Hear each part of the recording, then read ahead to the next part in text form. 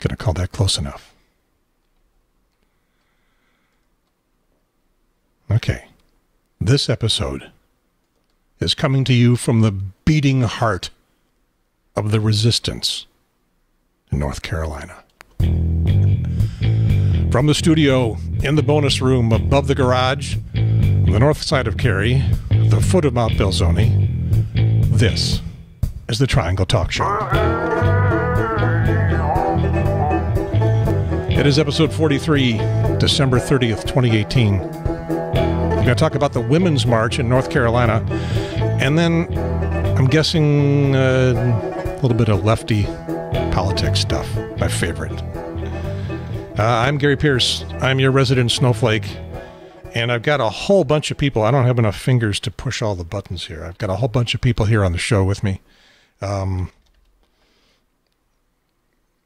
And let me introduce them and let them introduce themselves. Let's see, Elizabeth. Oh, I got to turn on your mic. There you go. Yeah. And turn on Ken's mic. Elizabeth, introduce yourself to the audience. Your name, who you are, why you're here.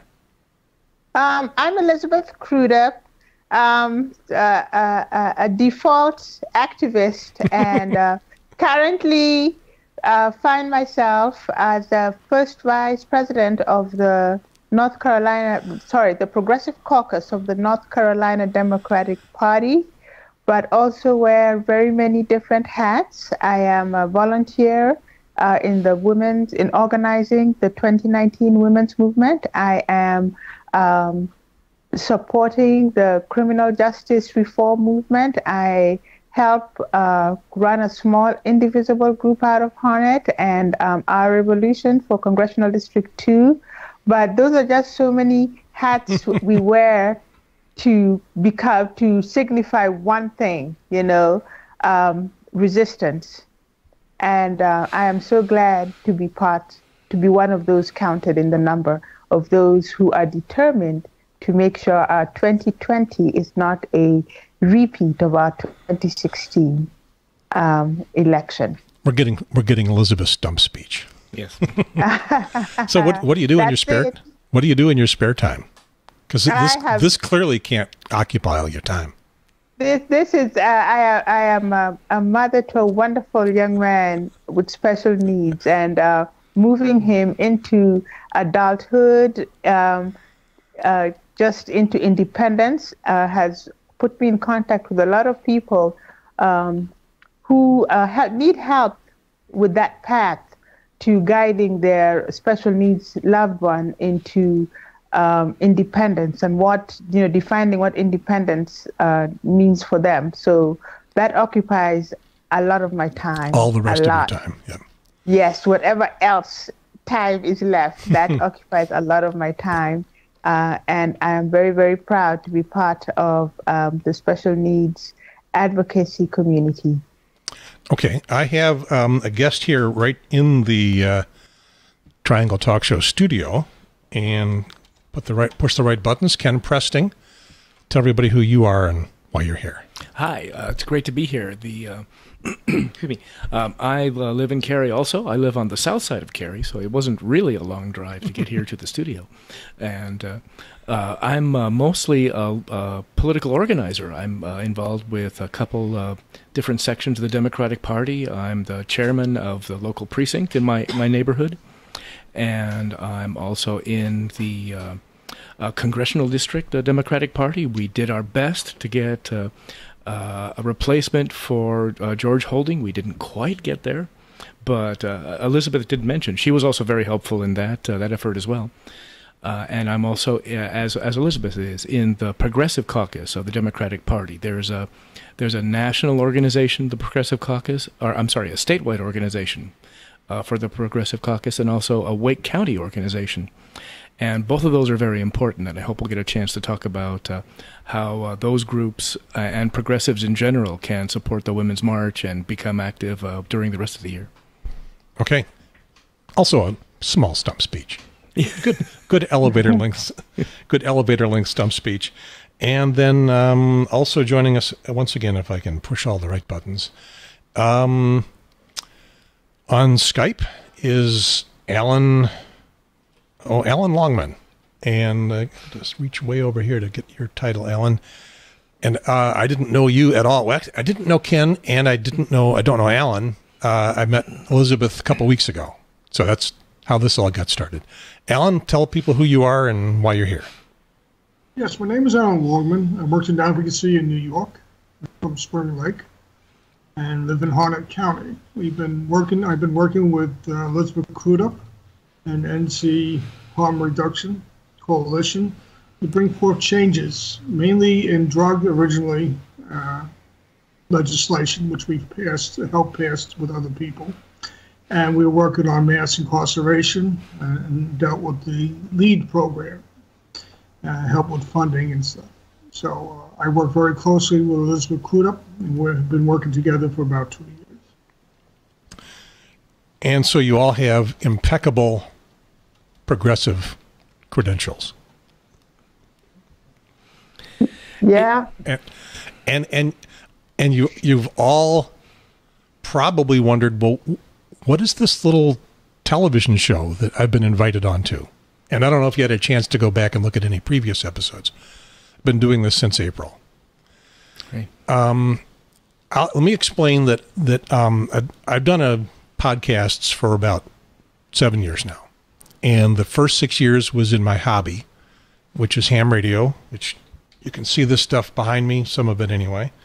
And I had a lot of fun and learned a lot about how to do this podcasting thing. My career has been in television production. So you can sort of guess I got a handle on the technical side of things. In November 2016, somewhere in the early part of the month, everything got bad. The world turned black. Ooh. Oh, yeah. And then in January, that blackness continued until sometime in the middle of January. And the day after, the world turned light again. Not everything was wonderful, but things got more wonderful. And that was the Women's March in Washington. All the other stuff was the election and the inauguration. I don't want to be too cryptic about it. And it was disappointing. Yeah. An understatement. It was all disappointing.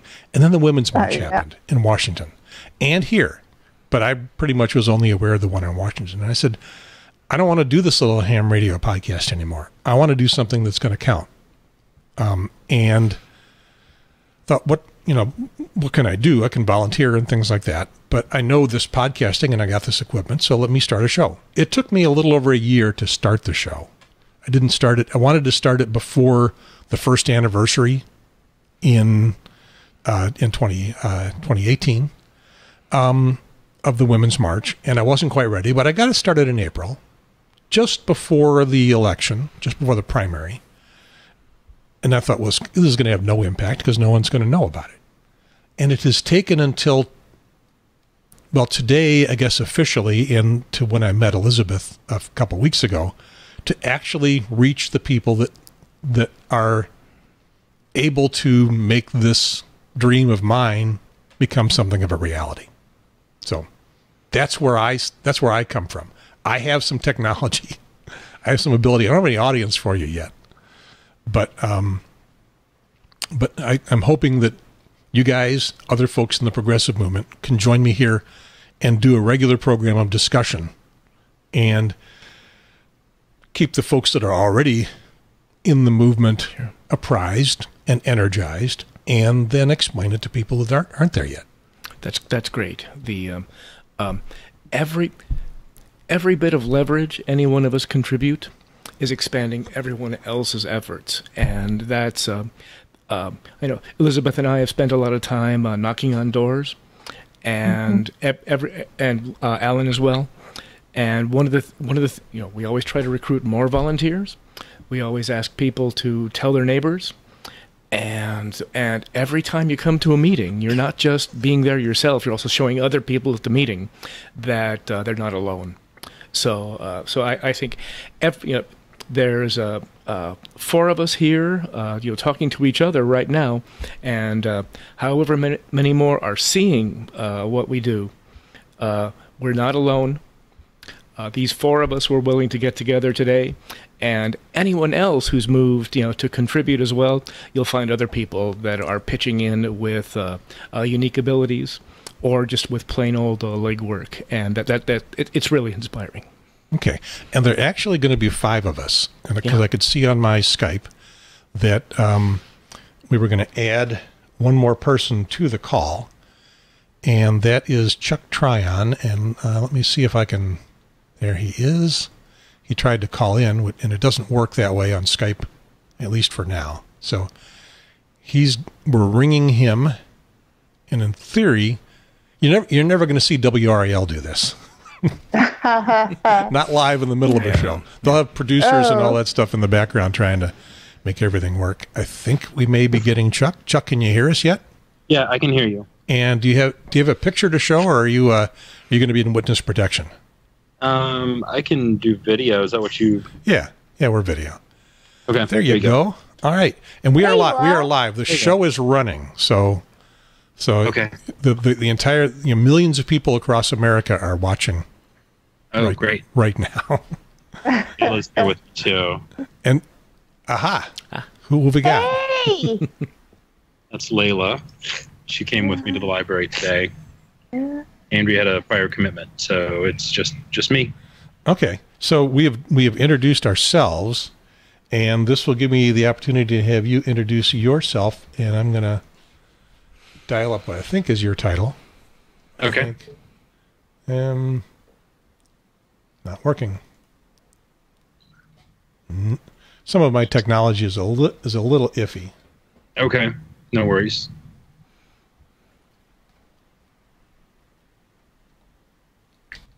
Yeah, there you go.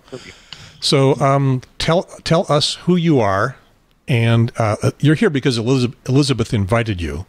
Okay. It's going to be a conversation about the Women's March and progressive politics in North Carolina. Okay. That you know nothing about the show, but what's your background? Yeah. Well, my day job is that I'm a professor at a university here in town, specializing in film and media studies. But what town? Fayetteville. Okay. Fayetteville So you know about film and media. Yes. So you're going to be able to criticize how I do the show. Well, now I'm nervous. Yeah, no, it's all good.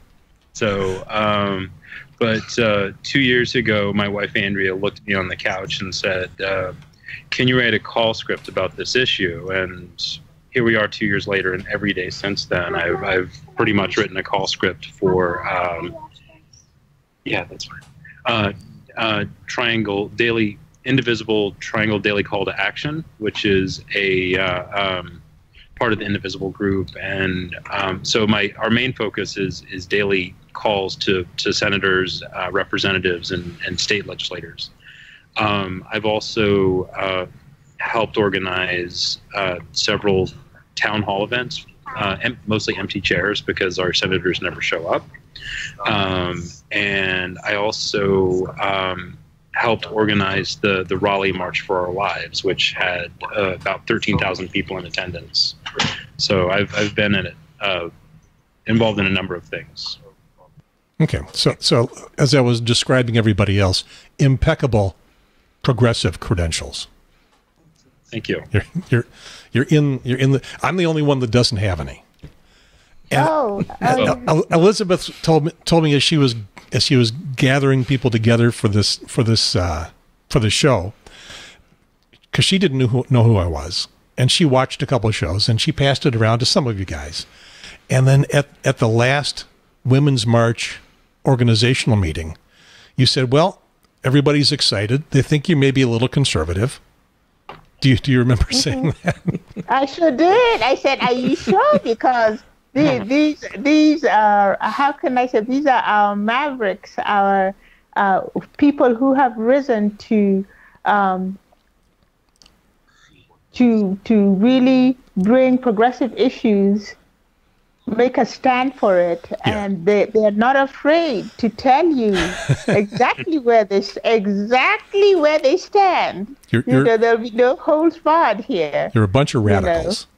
It's the radical agenda. It's that leftist radical agenda that President Trump keeps telling us about, keeps warning us about, because you're dangerous to America. We can get into that. You know, the need to work together, I think, and the power of unity, I think, is very clear to all progressives, and the current progressive movement really came out of the 99% movement.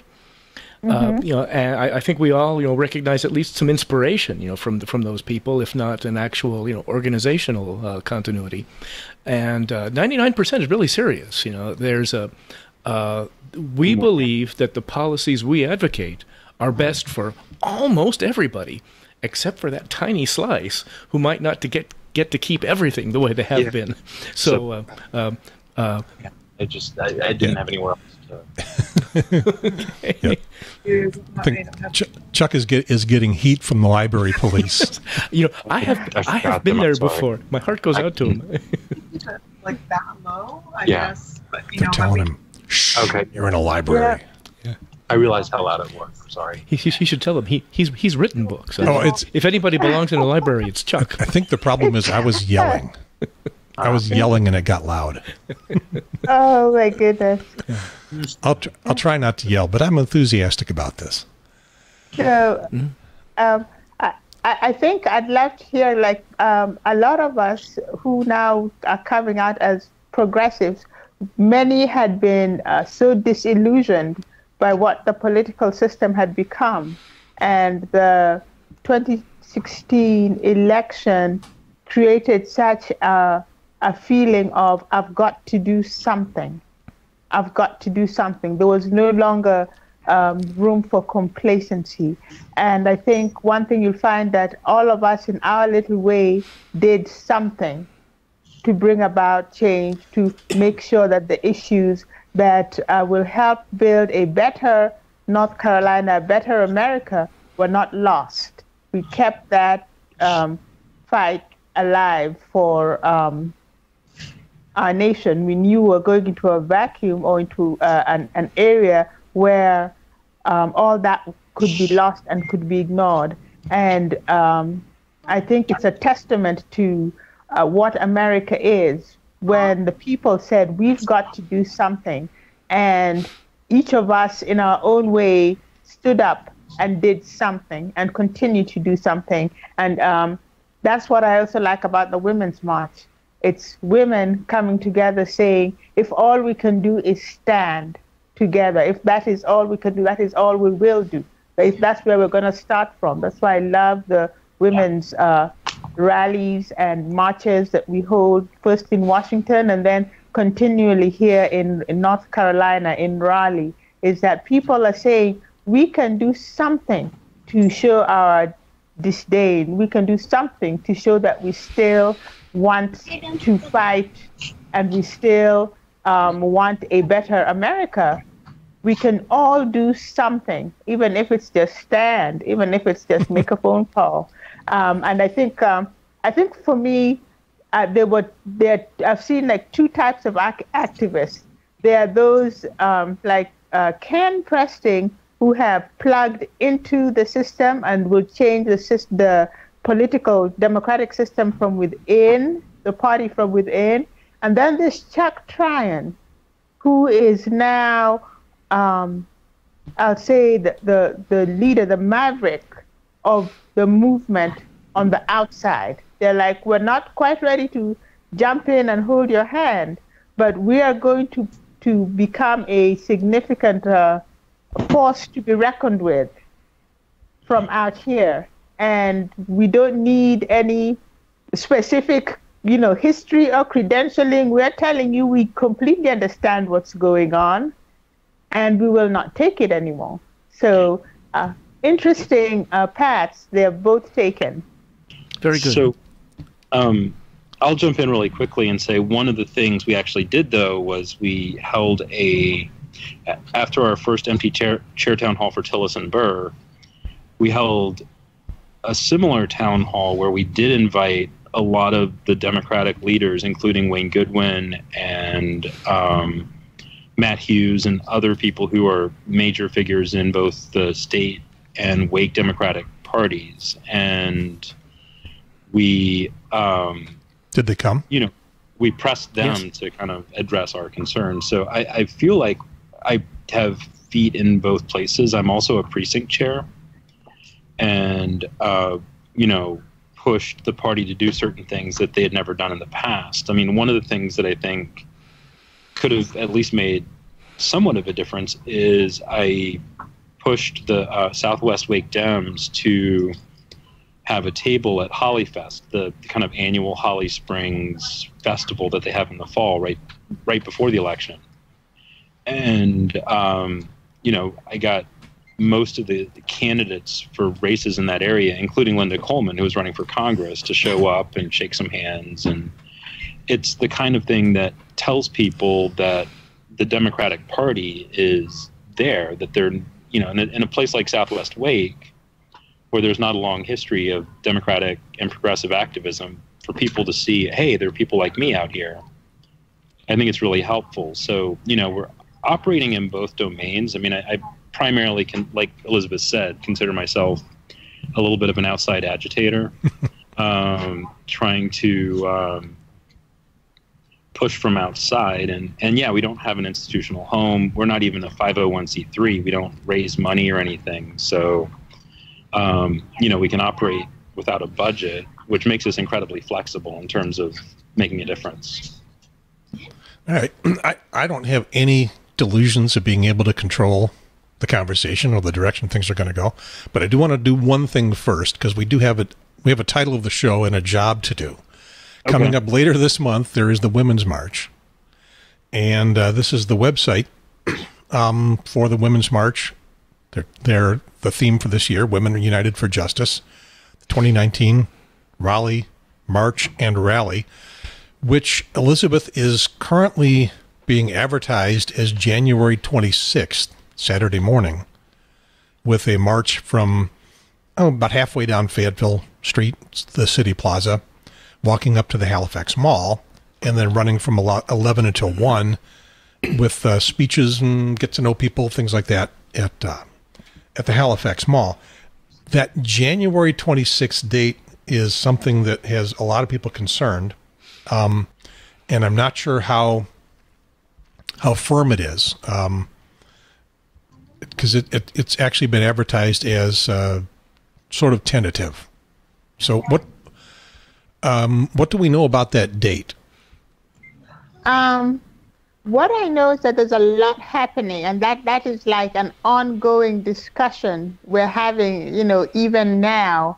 I think they're sending emails and text messages out trying to solidify a date, because that seems to be an extremely busy day in the downtown Raleigh area, with a few other major events happening at the same time. So all I can do is direct people to the Facebook page. Make sure everyone goes and joins the Facebook page so you can stay updated with the most recent information, with the most, because this is a system in motion.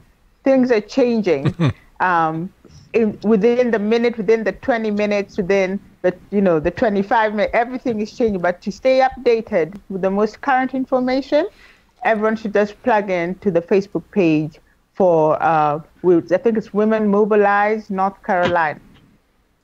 So that is the best way to get information on the logistics of it. But we are going to have a rally and march in January. We know we're going to do it in January. That's what we know. So everyone just keep a Saturday, keep all the Saturdays open for when the call comes. Saturday or Sunday, it might be. Saturday or Sunday after, either Saturday mid-morning or Sunday afternoon, one of the two.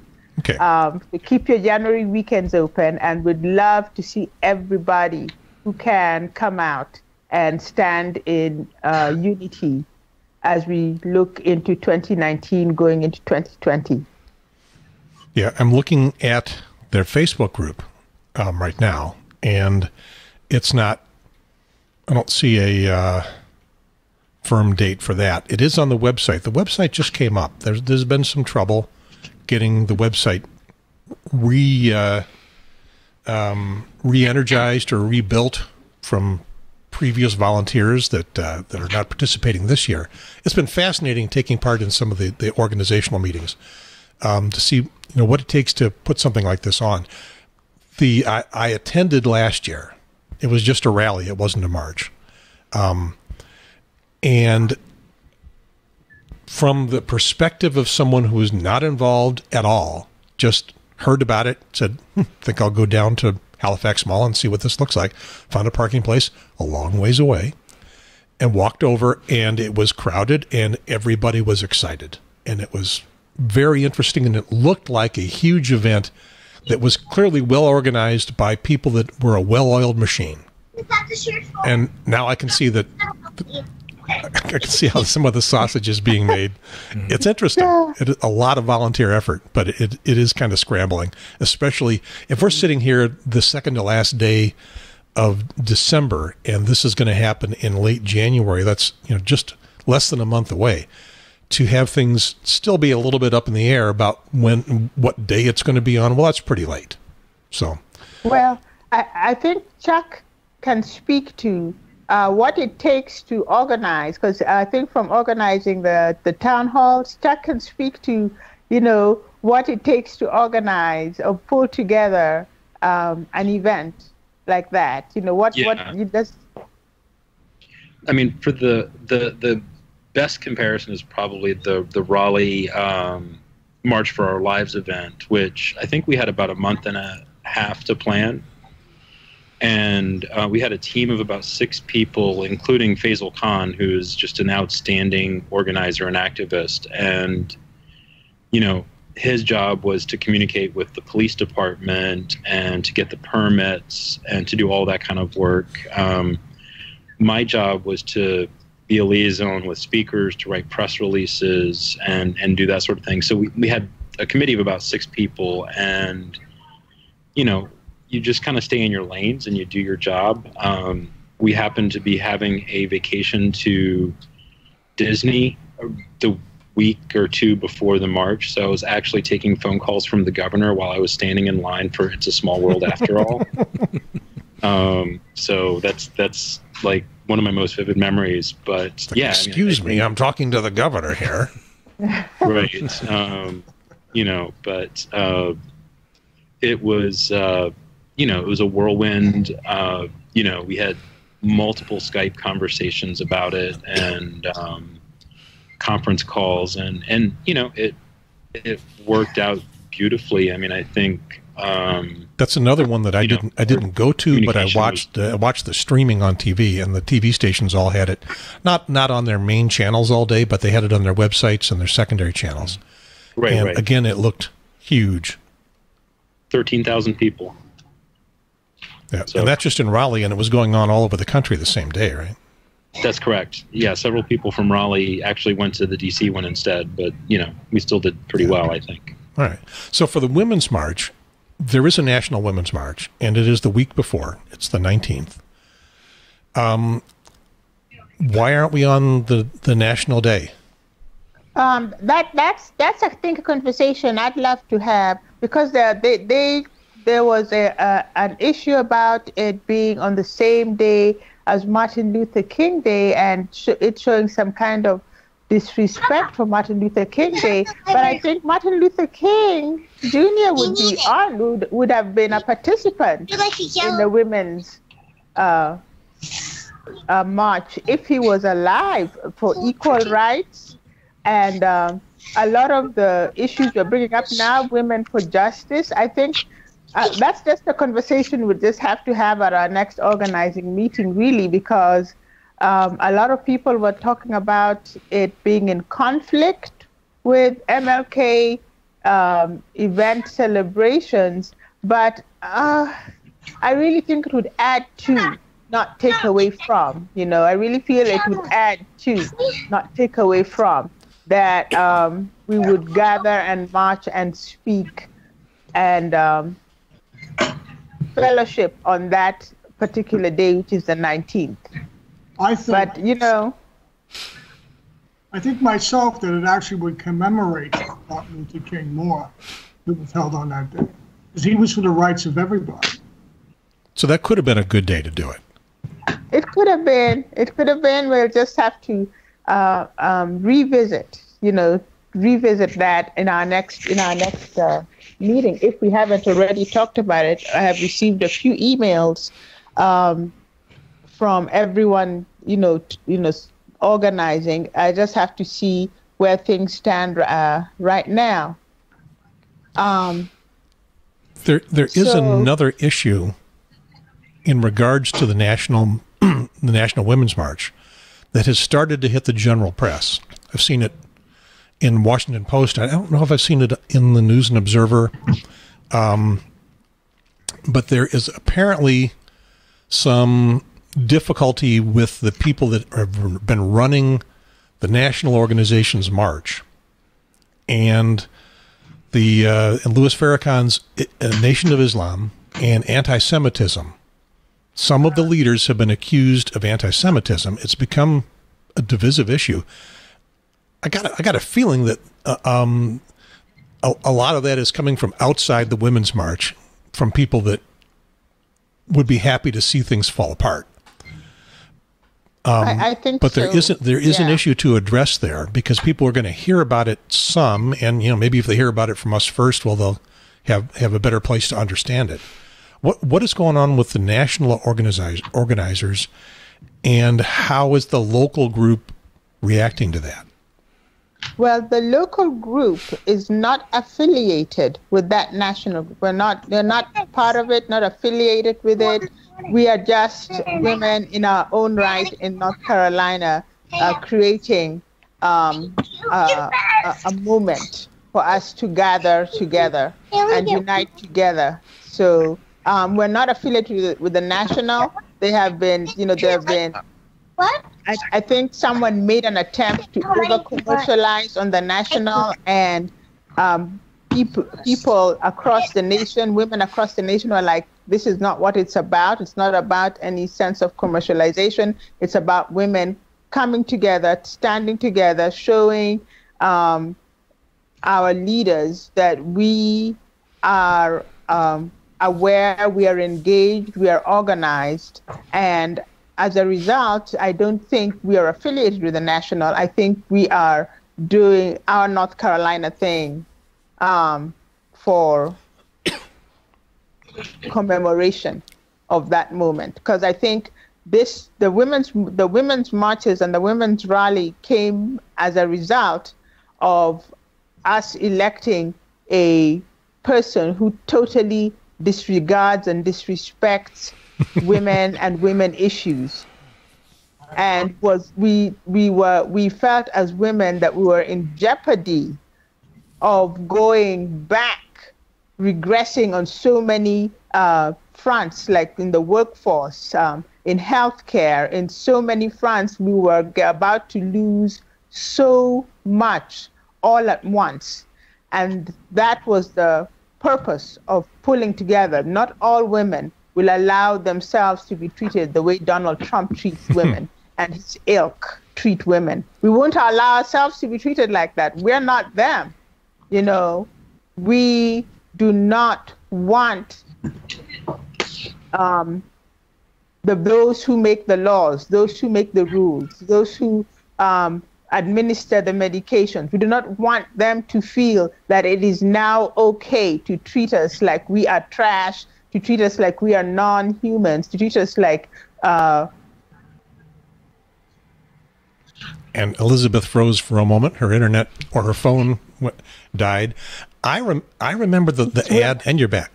I remember the ads that ran against Clinton shortly before the election. Ran against Trump shortly before the election. Some of them were from the Clinton campaign. Some of them were from independent PACs.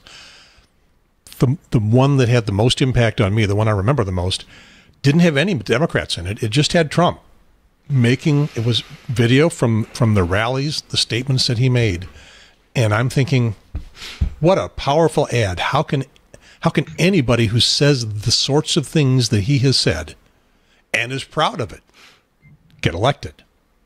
And then he did. Yeah. So something was off there. The issue of solidarity is one that we could fill a show with, and probably another one and 2 or 3 more after that. So we can go there some in a little bit. But what I wanted to point out mostly was we have a date that is kind of tentative, January 26th, Saturday. It may be the next day. I think it's confirmed now. This, as I said, this is happening. This text just came through from Penny, who's our main coordinator, and Shayna. They're sticking with the 126 date. Okay. So that is now as of 4 seconds ago. And it's not perfect. That is now official as of 4 seconds ago. It's 126. We are breaking news. It's not ideal. Yes.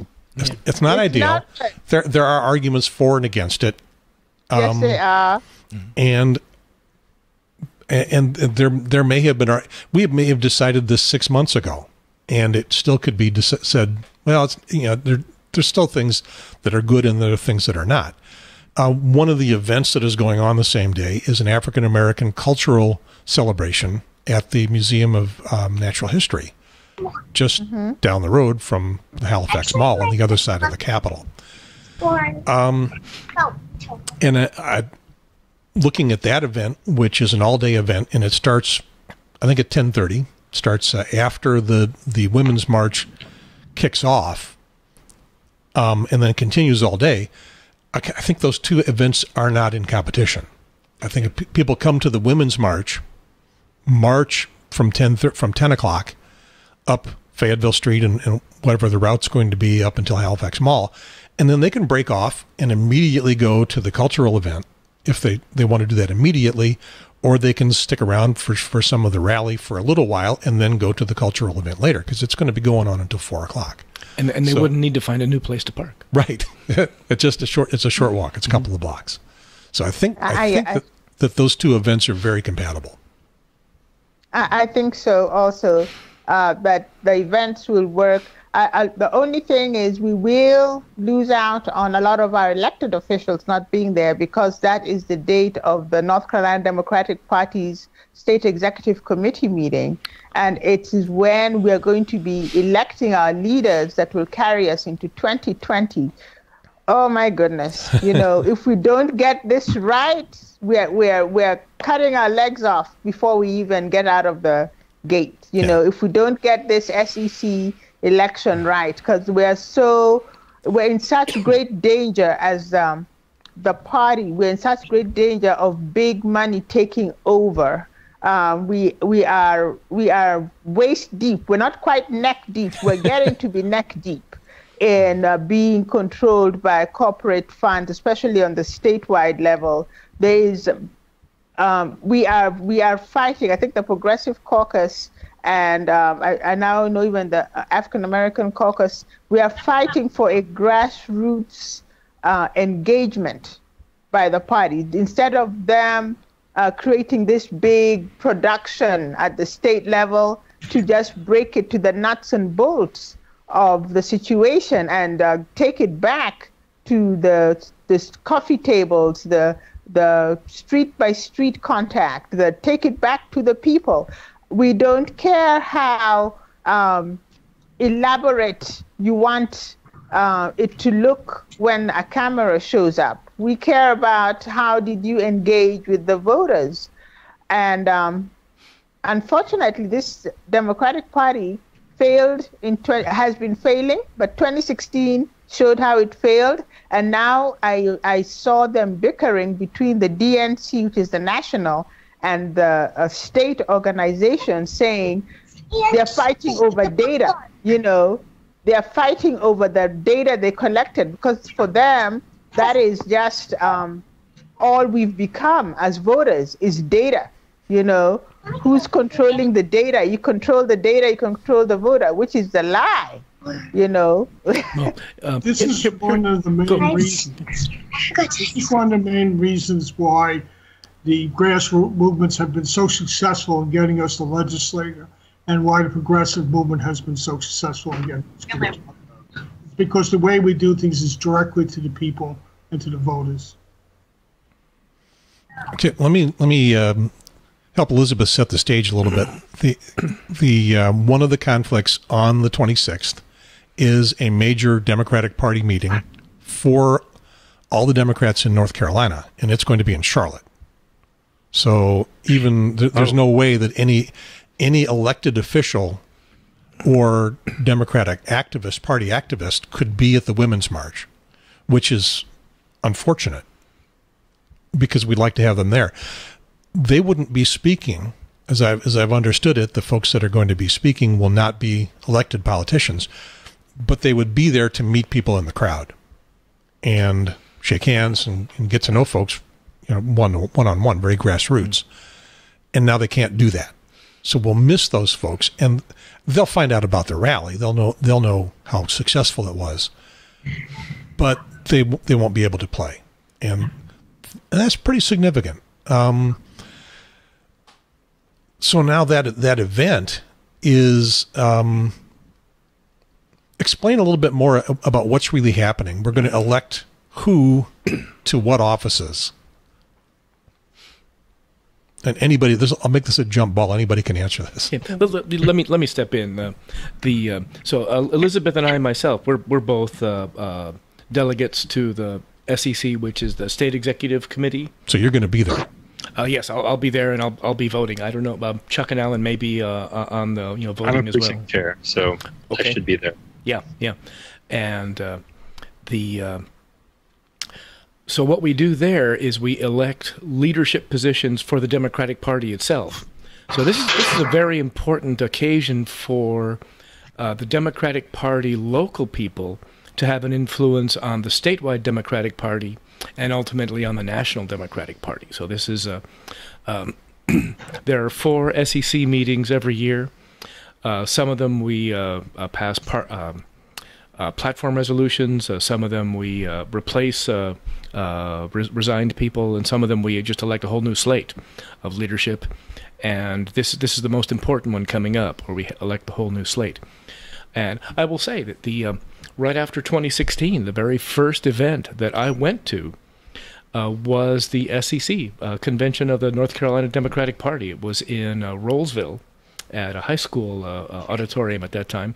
I wasn't a voting member. I was just curious about what was happening in the Democratic Party of North Carolina. Your big mistake.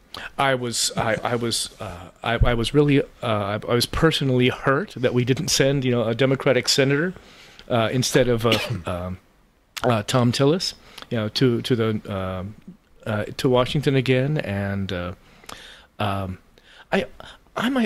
I took personal responsibility after 2016. Maybe I couldn't have changed the election myself, but there was a whole lot more that I could have done, and I made it my personal task to find out how much I could possibly do, and leave no stone unturned. And the first event that came up on the calendar was the SEC meeting, and I went there to see what was going on and how an individual might have an impact. And even though I was a mere observer, I would really encourage anybody who's been on the outside of the Democratic Party to go to one of these meetings just to see. What was it like? Well, from your outsider perspective? Which would be my perspective if I went, because I've never participated in these things. Right. Yeah. It wasn't hard for me to strike up a conversation with a disillusioned person. And disillusioned at Trump or at the Democratic Party itself? At the Democratic Party. I mean, we have a lot to be ashamed of, not least, the small number of Democrats we've sent, to Washington and sent to Raleigh. Now, I think we got a march stolen on us back in 2010 when we let the Republicans take over the State House and gerrymander the state away from us. So now we've got half a leg to stand on nowadays when we're trying to influence state laws. and then we've got the same problem nationwide. But the problem now, I believe, for individuals with progressive attitudes and progressive goals is to understand that there's a certain category of people who are wielding political power, and they aren't using it to obtain the goals that the rest of us want. Exactly. And we need to, the rest of us need to understand, what those tools are, how to gain, a foothold on them, how to get some influence over what happens. We need to have some influence over which candidates get elected, candidates get nominated. We need to have some influence over simple things like precinct organizations. There are many different county parties that don't pay much attention to how precincts get organized and whether precincts get organized. Some counties are brilliant at it and have almost 100% organization. Orange County, Durham County. Wake County has done well in some occasions, but we've been on a downward slide since the peak of 2016. So that's my own focus, is precinct organization. And in the meantime, I was hoping to get some feedback maybe from Alan or Chuck or Elizabeth on is there a possibility for getting more progressive representation on the executive board at this current SEC meeting? Is there a progressive candidate for people to unite behind? We don't have. This is what I hope maybe this podcast will help shake out of the voting mass registered as Democrats. We do not have a progressive Democratic chair. We do not. We have a chair sitting there currently now, Wayne Goodwin, who was the former insurance commissioner, I think. And we are in such danger of repeating 2016. I do not know if people understand how imminent the danger is if we cannot have a progressive chair. In order to become chair of the party, all you have to do is put your name in the hat. Put your name in the hat.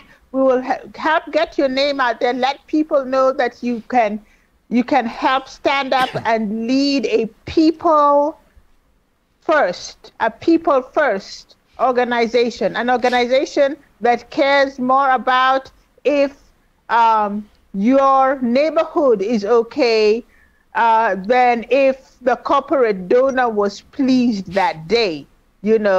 We saw a slight hint of it in this past election. We saw that the big metropolitan areas who are, really self-propelled were able to do a whole lot better than the rural counties who are begging, who need that extra help from the state.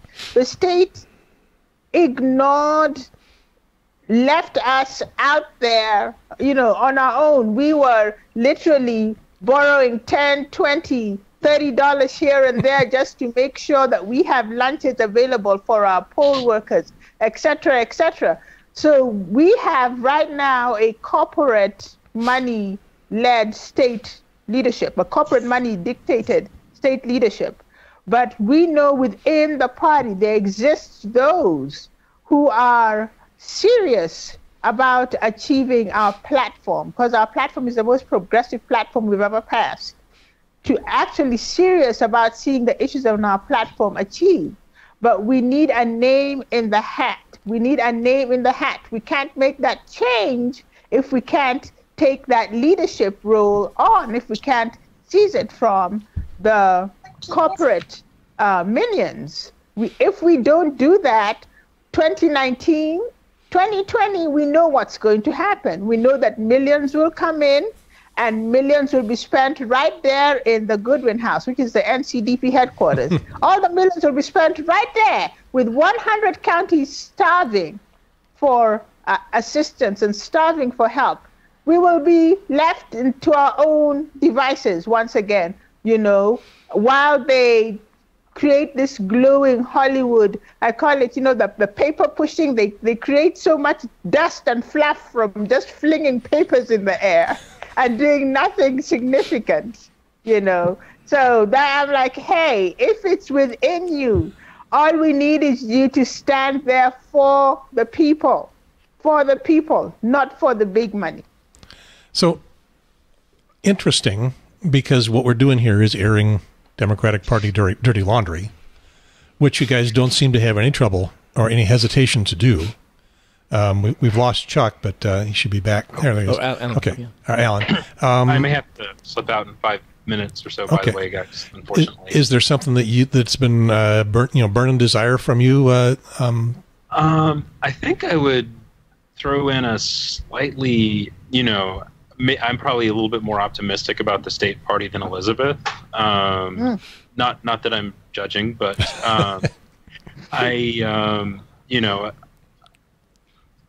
but then I live in Wake, and we had a lot of support, and we also had a lot of support from some grassroots groups like Break the Majority, who saw the districts in Southwest Wake as being very flippable, and I think they targeted their resources and swing left, and may have made some thoughtless choices that left other counties kind of feel neglected. So we were very fortunate that in Southwest Wake we were able to elect 2 really outstanding progressive candidates in Sam Searcy, well, 3 including Julie Von Hafen, but Sidney Batch, Sam Searcy, and Julie Von Hafen. And but a lot of that energy again came from the Break the Majority, which I think was part of the Democratic Party. I'm not sure how all that connects, but we do, I think, have to focus more on rural counties, and I kind of saw 2018 as a step toward 2020. And we really do. We have to get the majority in at least one chamber so that we have a voice in the maps that guide us until 2030. Otherwise, as Elizabeth says, we are going to be high and dry. And I think we also need to work hard to ensure that we have representatives. I mean, for the last 2 years, I've been represented by candidates who were not responsive to my interests or concerns, and that's incredibly frustrating. And I think we need to, Wayne did make a statement about having a 100 county strategy, and I think we need to hold the party to that. And I know Elizabeth and Alan have a different experience of whether or not that was fulfilled, but that was the stated strategy, and I think we need to go back to that. I want to say something about the party in general, the state party. I am gonna have to drop out. So I appreciate everything, but unfortunately, I do have to escape. Okay, Chuck. Well, thank you very much, and hopefully we'll have you back on to continue this discussion along different lines as well. Thank you. Thanks for coming by. Go ahead, Alan. Yeah, I was going to say I have a different take on this. It's the paradigm of the state Democratic Party, which we're talking about. It's the paradigm that got us the supermajority of the Republican Party because its ways failed. It failed the voters. The second thing, that there's a new wave with the splinter group theory idea with the Sanders and Hillary Clinton election, is that you see great disenfranchisement of minorities in the party. And that is much different. It's more prevalent. But there's one way of thinking. And the laws of justice that was supposed to be in the Board of Review doesn't exist to enforce these laws. So that is what we're really talking about. Us picking, not them picking. We used to vote for people in the party. We don't now. They're appointed. And that gives the county chairs very strong power. We need to have the members have a voice, and the people, the voters, have a voice. And it has to be at the precinct level and not the county chairs. And that's really what all this is about. We want to choose leaders. Just to gain back the Democratic Party's control of North Carolina isn't if it's going to bring back the same problems that we lost the power to begin with. We need to have a different change and address issues. And that's what progressives are. We're addressing the issues with long-term solutions and ending the bigotry. that has been a mainstream of the state Democratic Party here in North Carolina. Just to add real quickly, I think the best thing I could tell someone who is thinking about getting involved, or even someone who's a Democrat who just wants to know what's going on, I think the biggest thing I can say is follow the money. The North Carolina Board of Elections requires us through campaign finance to report. The state Democratic Party has to report where its money came from and then what it spent it on.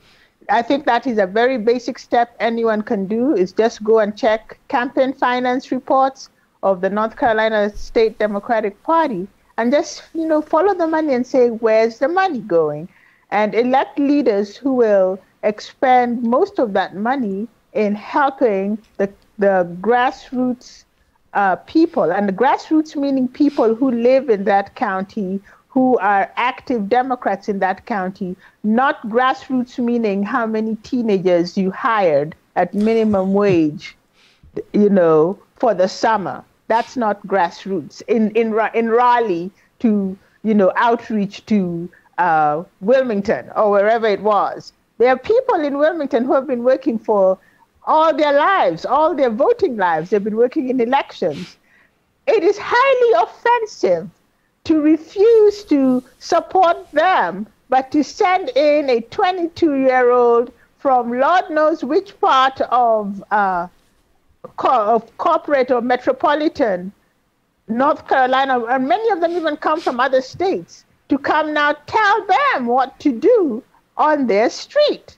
That's not going to work. We're going to have the shutdown we had and the disenfranchisement feeling and the notion that we don't have to support you because you really do not value my input.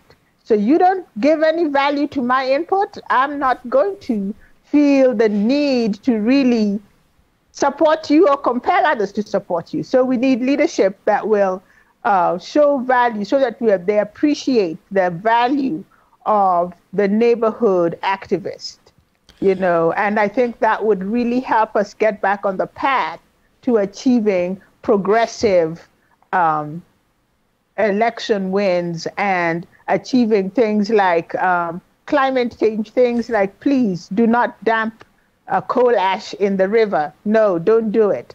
Those who are impacted directly by it will have a greater passion than anyone you hire out of Pennsylvania to come here and gather data for 2 hours, at $22 an hour or whatever.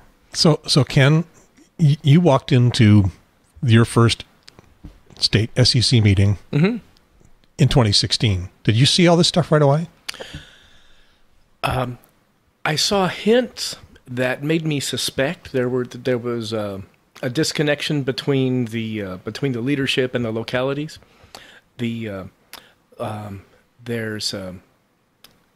What I found was that what I found was something I should have expected all along, but it just became obvious once it was there. There's a variety of people who get into politics. Some of them are people who just like to get attention. And some of them are people who are completely selfless and don't need any attention at all. And some of these people just accomplish tremendous amounts without ever getting recognized. People who work in the back office, entering data or making websites or organizing podcasts.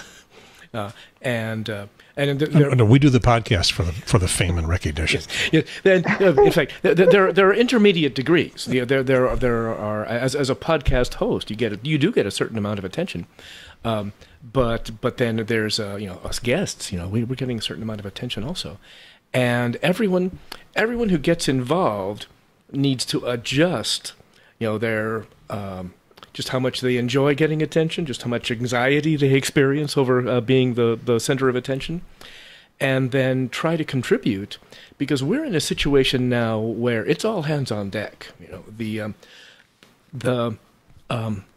I was a Bernie Sanders supporter, but I had no hesitation whatsoever being a complete Clinton supporter. In fact, before Sanders declared, I was looking forward to being one of the voters for the first female president of the United States.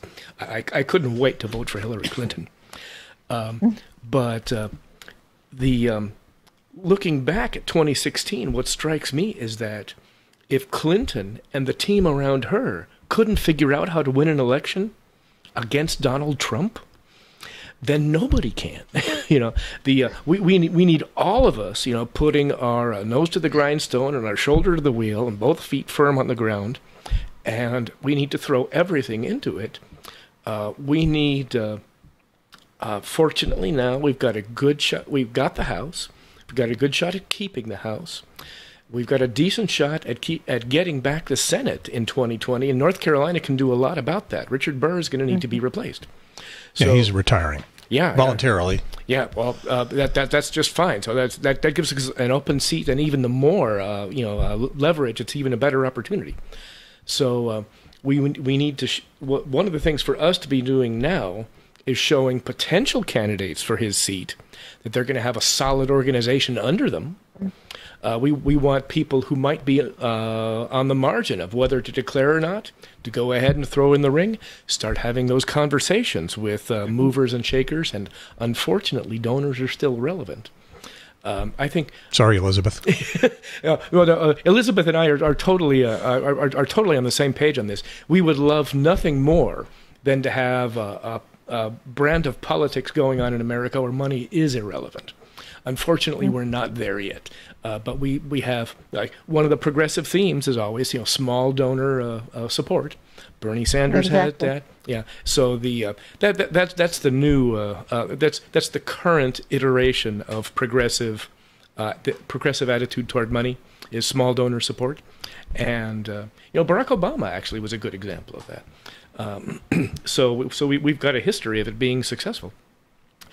And in the meantime, between I should say, given my small chance, at 15 minutes of fame here in Cary, the one thing I've got to say, what I think is the most important event going on between now and just after the Women's March is the Wake County precinct organization meetings. So every precinct in Wake County has an opportunity to organize themselves. If you aren't already organized, and or if you don't know who your precinct committee, your precinct chair is, you can look it up on the Wake County Democratic Party website, and you can find a meeting place for your precinct. If you have a committee, they'll be there. If you don't have a committee, you can show up and form one, and whoever happens to show up with you, you can pick a chairperson, vice chair, secretary, treasurer, and a couple of delegates to the county convention. And once that's done, your precinct, your neighborhood, will be part of choosing the next county chair. You'll be sending people to the SEC, the State Executive Committee meeting, and you'll be choosing the state party chair. And so that's how simple it is, really. Yes. That is just how simple it is. If you show up, you'll be at the table instead of on the menu. Okay, I'm looking at the Democratic Party website. I don't see that under events. It's under Get Involved, and then Precinct Organization. They probably should put that on the calendar. Yeah. So they haven't quite posted the 2019 yet. This is actually one of our gripes with the current. Exactly. I'm sensing a trend here. This is the biggest kept secret, is that precinct organization. Because if we have enough precincts organized, we will have boots on the ground, people on the table, or shifts in power. So that precinct organization, all you have to do is show up.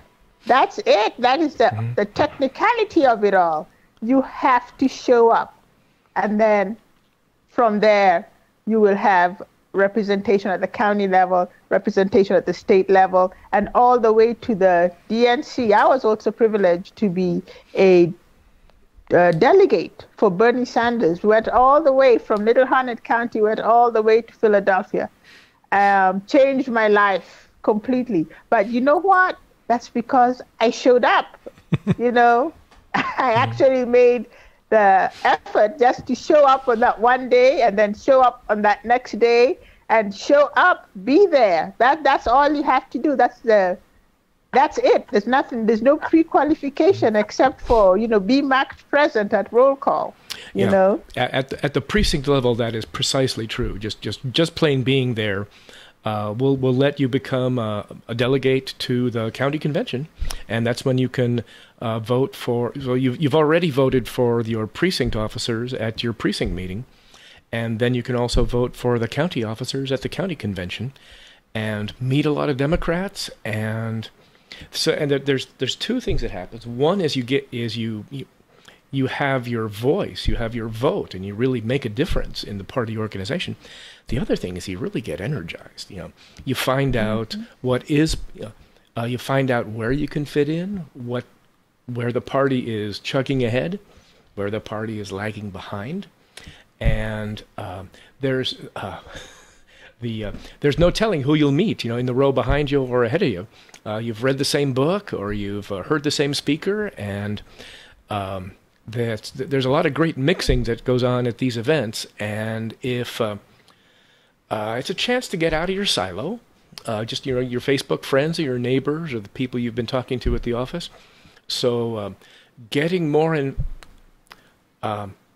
involved with the party organization is a contribution on a couple of levels. Let me Chuck pulled out a comment earlier that I want to echo. And I think Elizabeth and Alan will agree with at least most of this. I like to say that the Democratic Party is the last best hope of mankind, and I think that applies to the entire planet, not just to our country. Just because the leverage of the United States in so many critical issues that are facing us, peace and climate and the economy of the entire planet are just influenced so much by the decisions we make, in our government. And as individuals, as demonstrators, we have a lot less influence than we have as a party.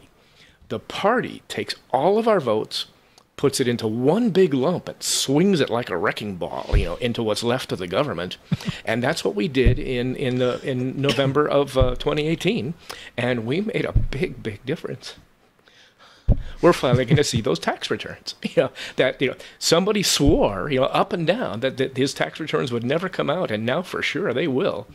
And that's the difference we made because the party got us there. It'll be a very interesting year. Oh yeah, and but then after I finish saying that the Democratic is the last best hope of mankind, I say, God help us. Well, yeah, because I know some Facebook friends who are going to disagree with you. Sure. Well, they'll thought the Democratic Party is going to destroy America, and they're surprised it hasn't done it already. Yeah, well, I think that is a very real danger, and that's why I'm so active in the progressive wing, and trying to bend the arc of Democratic Party history towards something closer to justice. So you show up as a newbie at your local meeting. They're not all going to say, we've just been waiting for you to tell us what to do. Right. You're going to be a grunt, but you'll have an influence eventually. Elizabeth, when did you start? What was the first day you set foot in something in this area? I have had a lifetime of activism. I'm a very unique person when it comes to that. But what I saw, 2016, what I felt, I don't know if you felt that slight earthquake, that slight ripple effect of people going, when they saw what they had to contend with. And what I can say is that on paper, in terms of our platform, the Democratic Party has it. They have it right on paper.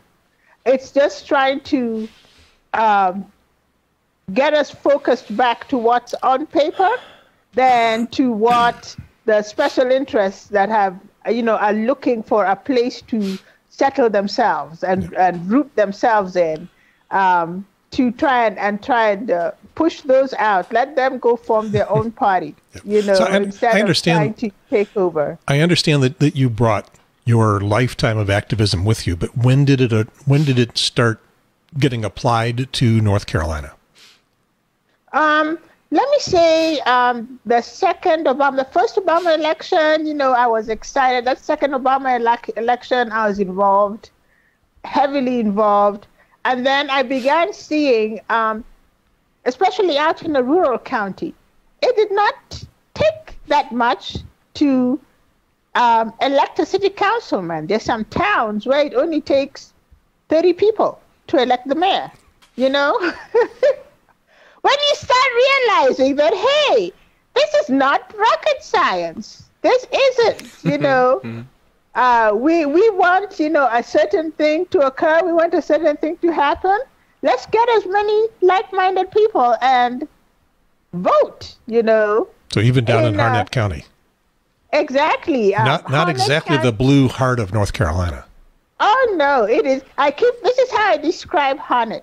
Because most people even don't know that it's right beside Wake County.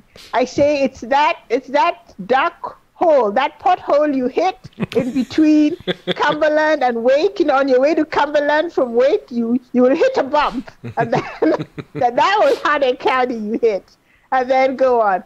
But it's so nice to see how much it's grown. But also we've traveled all over North Carolina, from Asheville, then down into Wilmington and all over, and it's just seeing the sentiment of we are not what they're defining us as. We are not hate. We don't hate. We actually like things. We don't want to live our world hating everything. We want to like some things and focus on increasing the good in this world and not just hating everything and everybody. Elizabeth is good at going right to the stump speech.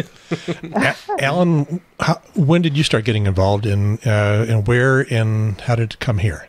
I started in New York against 14 years ago against opium and heroin addiction. And I changed the laws and the way schools represented it by having evidence-based programming put into the school system. And we fought for changes to address this problem before anyone else did. I brought this back to North Carolina and worked with the North Carolina Harm Reduction to try to get the drug problem addressed correctly. And we passed, Elizabeth and I helped with many others to pass certain laws such as the STOP Act, and which would help prosecute doctors and help with mass incarceration. Now, that of course, is an issue that is blown up in the past couple of years. But you've seen it. Yeah. You saw it coming. You saw those headlights aimed at you. We saw it coming, and our greatest resistance actually was from teachers. They did not want to address the problem because it lowered property taxes because of the way they reported crime rates. And this is why they did not want to even have a help session in the county of Suffolk, New York, where we started this so long ago. So it was very hard to do. We had tremendous opposition. It was only because we kept pounding the door and knocking that we eventually get heard and made major changes. We've done that here in North Carolina, Elizabeth Crudup and I, and have made many major changes. But in mass incarceration would be an example where the state party, Democratic Party, has done nothing in the beginning. We went to them. Harnett County has a DA. We went to bring in the law enforcement LEAD program, a law enforcement assisted diversion program, and it was not supported. In fact, most Democrats did not support it at the time. It was very difficult to have these issues addressed and funded. But we worked hard at it and finally got some response. But the mass incarceration can be a lot of things done because a lot of the problems are with DAs from counties, and that's under Josh Stein control. And he needs to set standards for his DAs in the state. That's not happening. Let's not start the Josh Stein conversation. I just know not to do it. Oh my gosh! We'll need to do a Josh Stein program later on, then, right? Oh no! I think I am so glad that they finally did something. The opioid epidemic was so controllable. Those opiates were not being manufactured. In the backyard. These were prescriptions written by doctors over and over again. The doctors got us hooked. The police chief of Fayetteville, former police chief of Fayetteville, I think he articulated it most. He said if he's the police chief and all he has is a little, discomfort, not even pain, discomfort after surgery, and he was given 100 Percocets with 2 refills on prescriptions, 100 Percocets. He turned around to his surgeon and said, "Do you know who I am?" Do you know?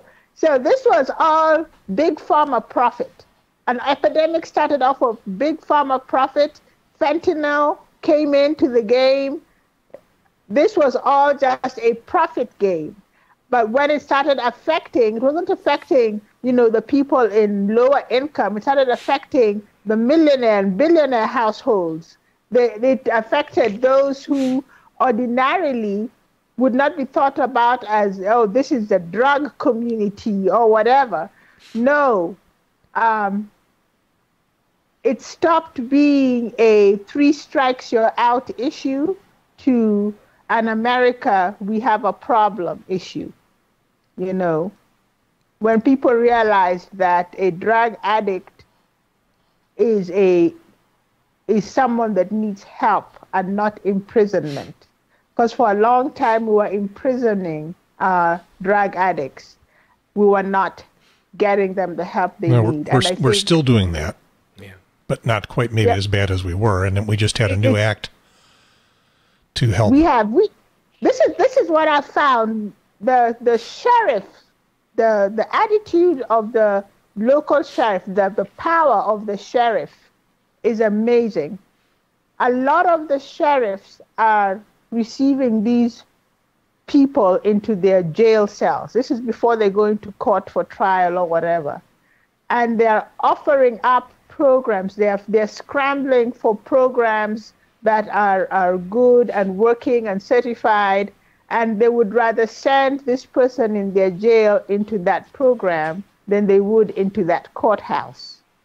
So they are maneuvering, and if they're lucky and they have a DA that will work with them, they're getting people the help they need through the sheriff's department, which is very unusual. I was very surprised by that. I think Franklin County Sheriff is one who will spend, 4 hours on the phone trying to find a bed for someone sitting in his jail so that they get the help they need. And instances of humanity like that, where the people are like, look, this individual in front of me needs this particular kind of help. He's not something to be processed into the prison machine, But those attitudes started changing on the legislative level when it started affecting a gross proportion of them personally within their close family circles. And then all of a sudden it became, we need to stop this. They could have stopped these doctors a long time ago, because this is not the first dangerous drug that the pharmacies have brought up before us. But Big Pharma still had to make its cut, until that wound was deep enough to cut into the comfortable America, the America that looks at, $500,000 as middle earning income, Middle class. America. Middle class, yes. Excuse me, middle class. Until it cut into that America, they never felt the need to do something about it. I want to ask about something with your guys' experience. I remember probably, Alan, as you were just getting involved in this in New York and beginning to see this, and maybe even before, the story was different. The story was, we are not doing the kinds of things we need to do in pain management for people with chronic illnesses. Well, do you remember when that was the story? Yeah, I did, but it's actually not too honest of a story. What happened is that people pushed pain, the pharmaceuticals pushed pain treatment, and they made it mandatory that if someone asked for it, you get it, and that's what started the ball game. Actual truth is psychologists have in its own field how to deal with stress and how to deal with pain that doesn't involve all these drugs, and it works very well. And that's what needs to be put into place, have the same parity with medical. And there's a lot of scientific evidence that backs this, even when it comes to cardiac, heart trouble and stuff, and circulation trouble. But the point is, it has to be treated. Even Richard Nixon, as president, understood it was an illness and people should not be put in jail because they have an illness that needs to be treated. And it's cheaper to treat it. 80% of the people that went to heroin were prescribed drugs when they went to heroin. They got addicted, and that's anybody. There's no one that's it has nothing to do with your morality. It takes that away from you. And that is why we had the STOP Act passed and pushed it for it to do, is to go after the doctors, but also to go after treatment. There's so many people in prison, about 50% of the people in prison that are nonviolent, who all they're carrying is drugs and getting drugs so they can survive, because they need that more than anything in their life. And you have to address that problem. Why are we taking money out of the school system to pay for jails and prisons? We need to sit there and address the drug problem correctly and start dealing with it in a real manner. And we've done that. Some people said that, well, you can't work with the Republicans. And we did. We went to David Lewis, and we turned around and helped get some laws passed when he was the head of the committee. It's amazing what you can do if you have an open mind and you work with all people and inform everybody with all the facts in a rounded manner. And we were able, Elizabeth and I have been able to get many things done because of that.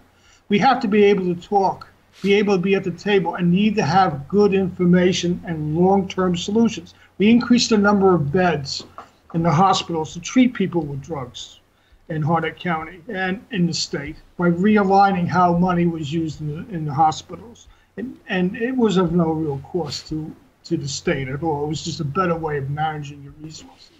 So there's many things that can be done.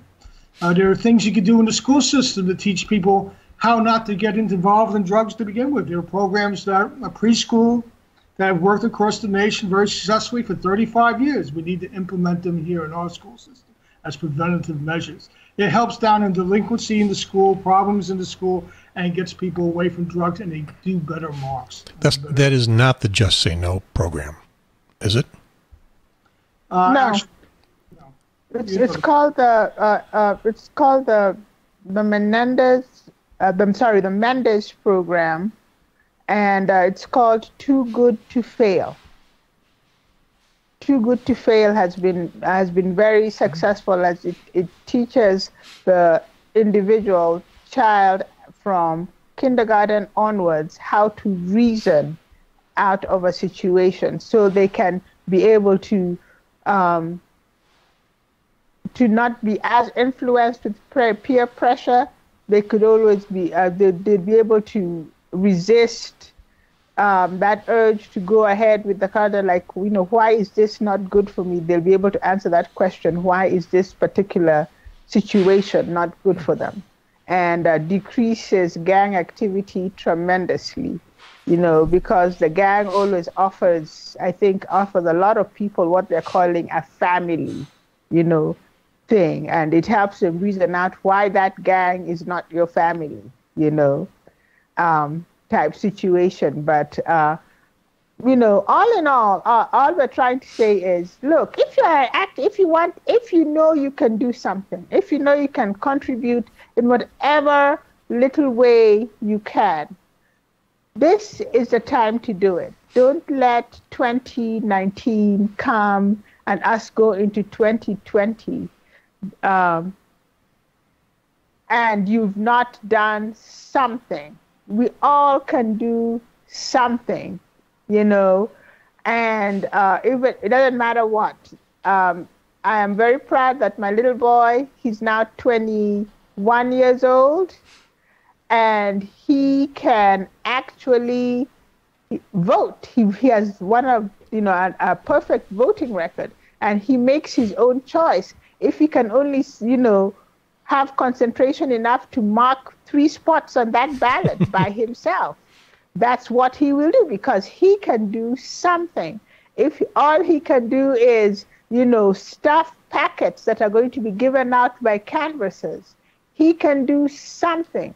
We all can do something to help bring about the better neighborhood, the better North Carolina that we want. We cannot just sit around and let it happen to us. Let the corporate world happen to us, or whatever the 1% want happen to us. We have to be able to dictate our own futures and dictate. That's the beauty of America, the beauty of the democracy of America. We are so powerful as the general voter. We are so powerful, but we have handed that power or, just relinquished our stand. And now we have children in cages, It is so easy to fall into that dictatorship world. You keep wondering how other countries let it happen. They let it happen by just standing by as it rises to power. We stood by in 2016, and 2020 is coming. If it happens again, our lives will no longer be the same. Elizabeth, I'm enjoying how your mind works. There's no end of connections. Alan, I can see you want to say something. Yeah, I did. I wanted to add to that a little bit, and that is that we have to stop the program that law enforcement has in, I forgot what it was called, which they do now in the school systems for drugs, and institute this program in its place. Menendez also handles bullying, which has been a topic of problems in the school systems and mass killings in the school system over bullying. He actually addresses that, and it has programs to involve family involved in the different institutional of putting these new ideas and programs on how to handle things socially. And I believe it's a great preventative measure all across the board for the school systems to do, and should be taught to teachers as part of their curriculum to get their license, the new technology that's out there, proven over 35 years, based on science and evidence-based. I think this will help a lot of the problems we're having in the school system. Too Good to Fail is excellent. Too Good to Fail also involves bullying and other stuff, and mindfulness is taught, so people actually improve their math skills up to 42% over the course if it's done early enough, starting ages. That's why preschool is important.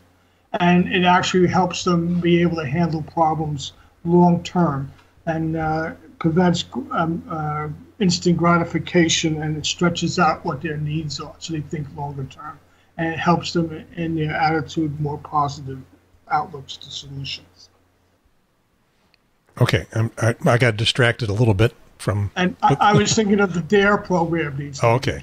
It has money to it, and all you have to do is change that money and bring it into the Too Good to Fail project. If the money's already there, it works. The others do not. I'm going to try to get Elizabeth back on the Skype. I think I could tell that her arm was getting tired because we were seeing more and more just the top of her head, and then her phone battery may have finally died. No, I'm here. Okay, I'm here. I got you back. I don't have your picture. There you go. You. Okay, so have we been building up your arm muscle? No, I'm good. I was well. I have a little pillow here that has been a lifesaver. Okay.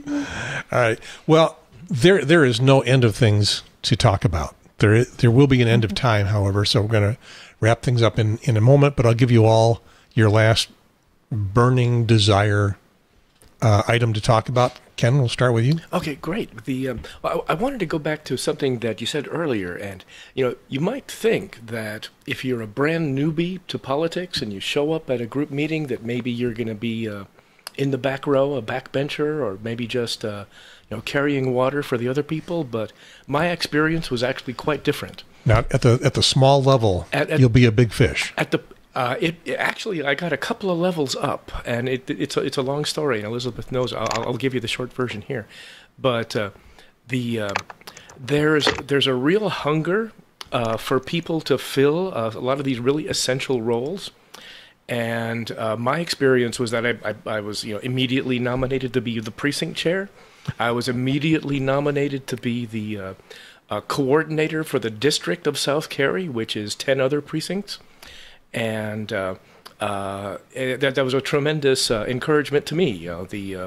And what I did after getting my own precinct organized, I went out and organized 3 other precincts in the south of Cary. So we came into the county convention in March. After our organizing meetings in February, we came to the county convention in March, and every single precinct from South Cary was there. And we all These are precincts that didn't have any organization before, didn't have any leadership? 6 precincts had no leadership, and after we got finished with them, all 10 were hitting on all cylinders. A precinct is where you go vote.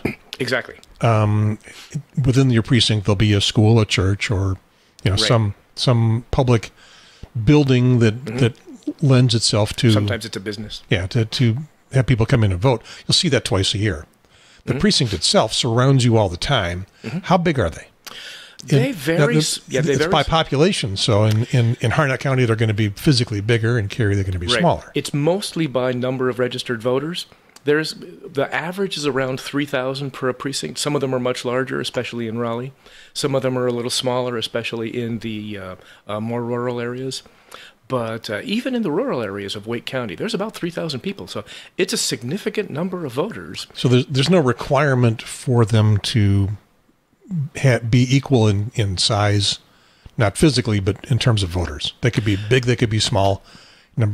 Yeah, that's right. There's quite a bit of variance allowed. It's not congressional districts have to be about 700,000 or so people. Yeah, there's a constitutional limit on how much the congressional district can vary from each other. Yeah. But precincts are pretty much up to the Board of Elections, and if they can have a polling place that can handle that number of people, then it's more or less okay to have a huge precinct. Okay. And the precinct size has no effect on the actual election.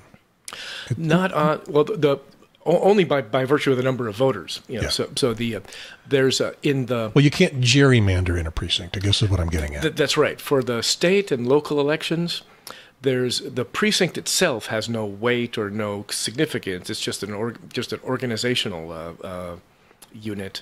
And the voters themselves, their votes are directly counted. So the precinct exists only to have one place to go vote, and it's people who count. But your vote counts directly outside through your precinct out to the state or the city or whatever election it is. This seems probably obvious to you and fairly obvious to me, and there'll be a lot of people that don't have any clue. Oh yeah. Well, I will say though that the precinct is very significant at the party level. When the precinct chair or delegates go to the county convention to vote, the votes are weighted by the size of each precinct. However, if your precinct has no representatives, then your votes don't count at all. So all the people who are in unorganized precincts, which is mostly the rural outside the donut areas of Wake County near the borders, those people have no say at all in who becomes the county chair or who becomes the county representative for each city, Raleigh or Cary, or for the outlying areas.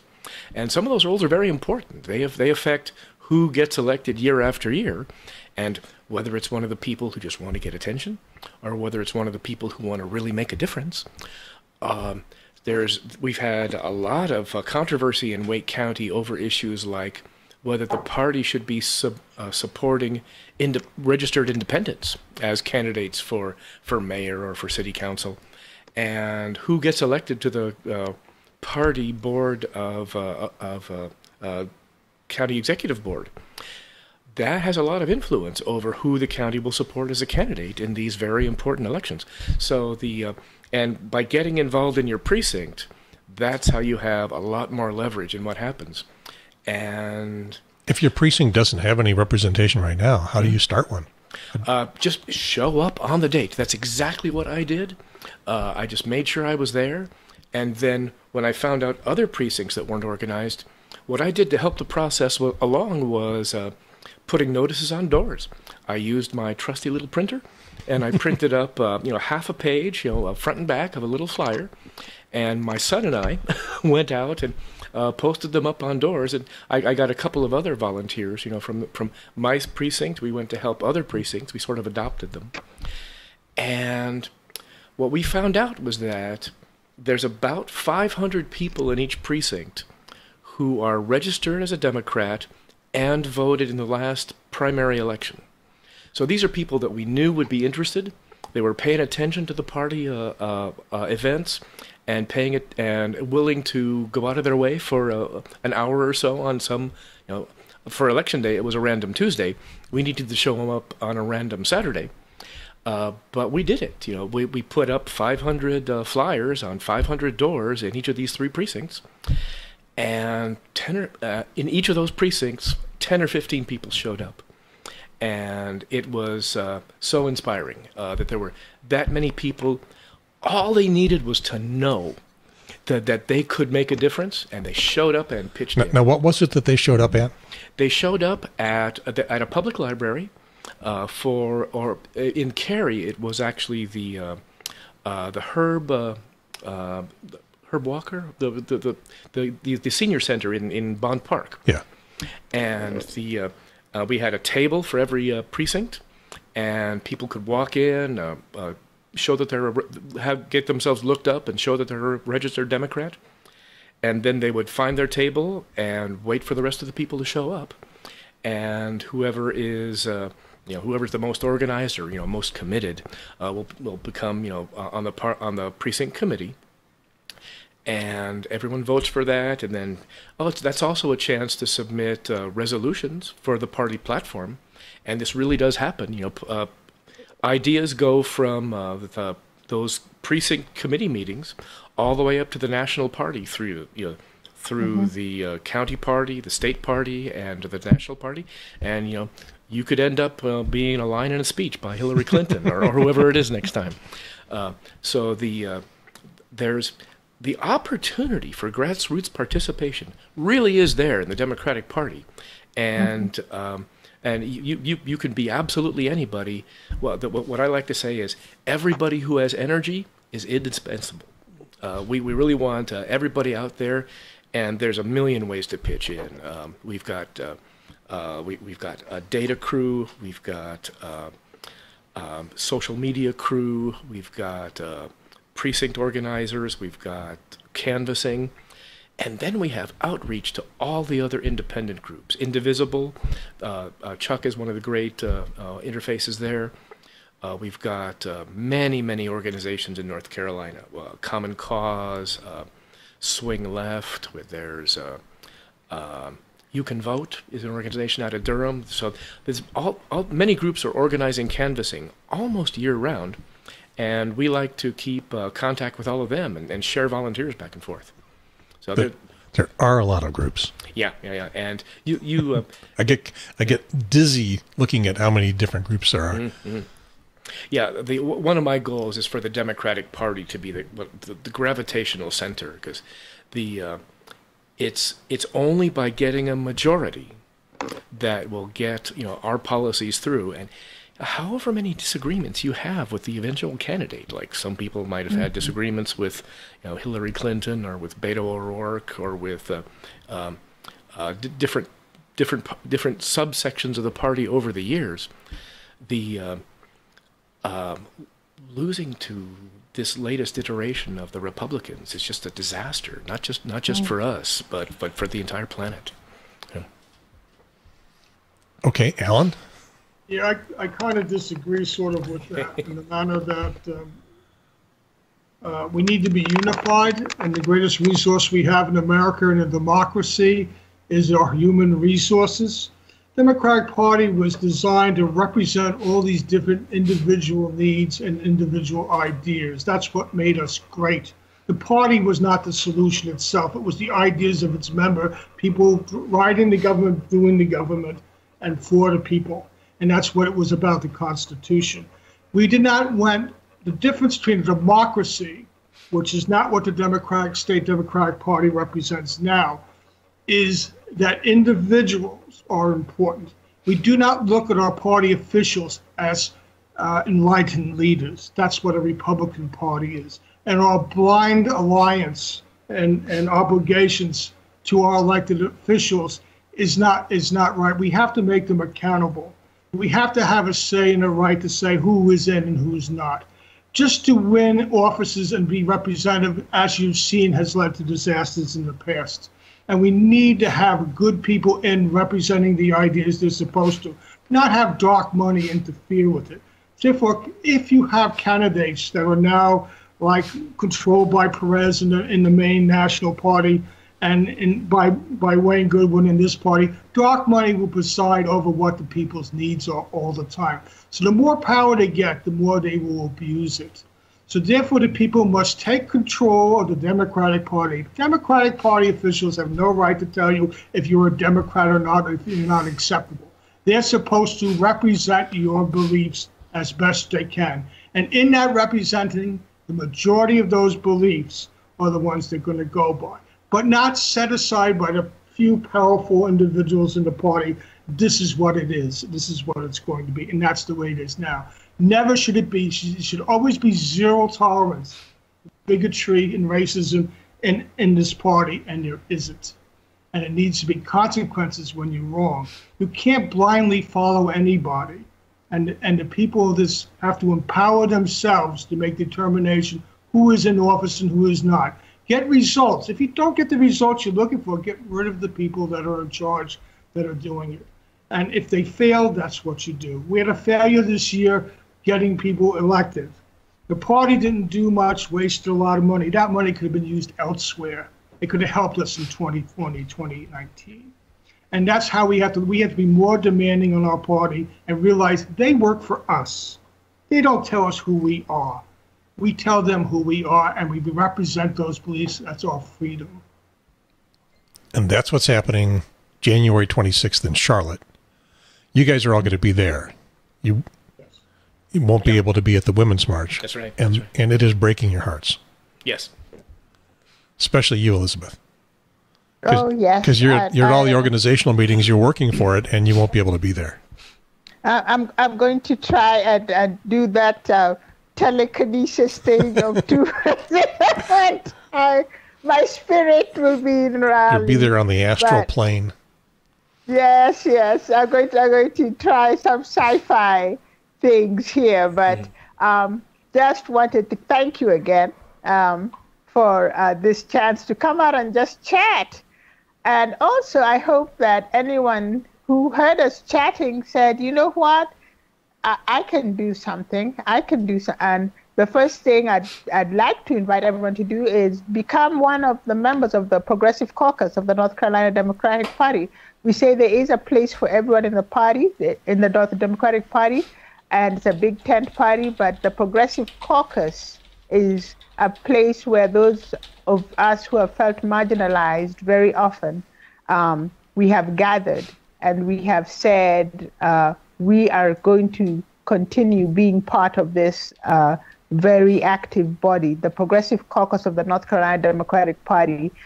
Please come join us. We speak freely and honestly at all times. Sometimes we agree, sometimes we have to discuss things a little further, but we all are there for the benefit of the people and not corporate money. Okay. I'm looking at the website. It's easy to find, Progressive Caucus NCDP.com. And won't take the time to go through everything that's there right now, but you can find out about it. There are, like I say, there are so many organizations, so many groups, so many interest groups. It makes my head spin. If they want to have a true impact, they need a seat at the table, and that's what this caucus offers them. Okay. So, but I'm so excited going into 2020, 2019. Well, 2019 for me is just like a zip through into 2020.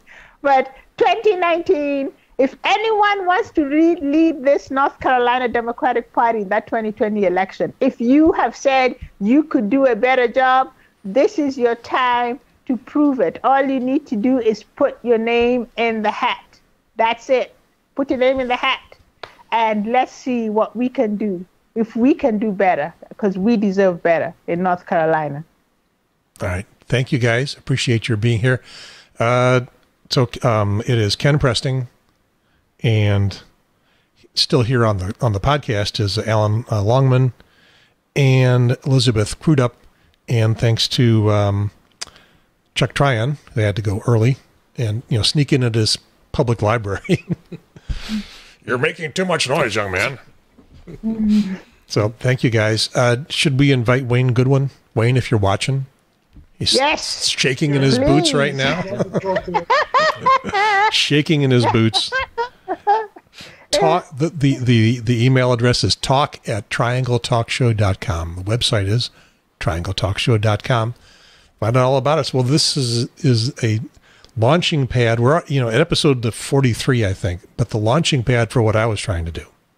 So took a while to get here. That's great. Thanks for putting this on, and thanks for having us all over. Yep, I'm glad to have you guys here, and we will be seeing you later on shows coming up very soon because there's a lot to do and a lot of people to get involved. So that will be it for this. Can I find the thing here? Yeah, this episode 43, December 30th, 2018, Women's March, North Carolina. We'll see you guys. I will be there. I'll stick around and be in Halifax Mall and marching up Fayetteville Street on the 26th. Now the official date. Breaking news. Great. It's the official date, so I'll see you there. I've got jobs. You guys have important jobs within various aspects of the Democratic Party. My job: get some bullhorns and order the porta potties. Great. That's what important things to do. One of those is really essential. Yeah. I'm told that there are long lines for the porta potties, but they're not, they're gender non-specific. So okay. Guys will be waiting in lines too. Mm-hmm. So don't worry about that. All right. Thank you guys for being here. The traditional way that I end the program, I'm going to do it all by myself right now. And then in the future, I'll be able to have you guys join in. And it is just to say, thanks for watching, and we will see you next time. Over and out.